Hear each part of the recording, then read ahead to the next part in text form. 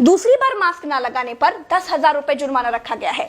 पूरा दिन सड़कों पर वसूली चल रही है। ठीक है, आपने अपनी तरफ से वसूली कार्यक्रम शुरू कर दिया है, लेकिन अस्पताल में बेड ना मिलने पर सरकार पर कितना जुर्माना होना चाहिए? वेंटिलेटर ना मिलने पर सरकार पर कितना जुर्माना होना चाहिए?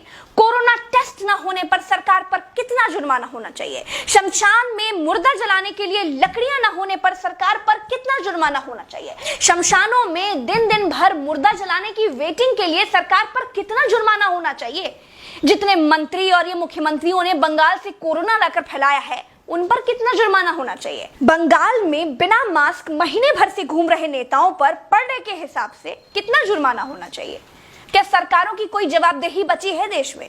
क्या सरकारों से सवाल पूछने वाला बचा है कोई देश में? क्या कोई पूछ सकता है कि 1 साल से देश कोरोना महामारी झेल रहा है, आपने पूरे देश में कितने नए हॉस्पिटल बनाए हैं?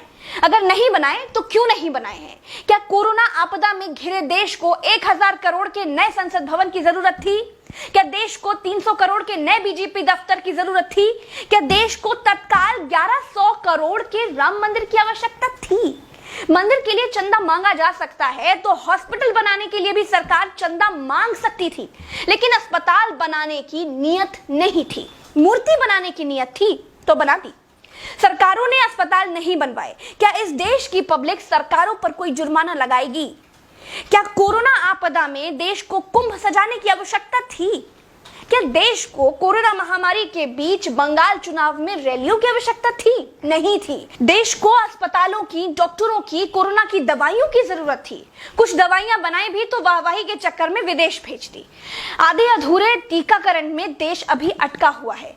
और ये कैसा टीका बनाया है जिसे लगाने के बाद भी कोरोना हुआ जा रहा है? क्या कोई सवाल पूछेगा?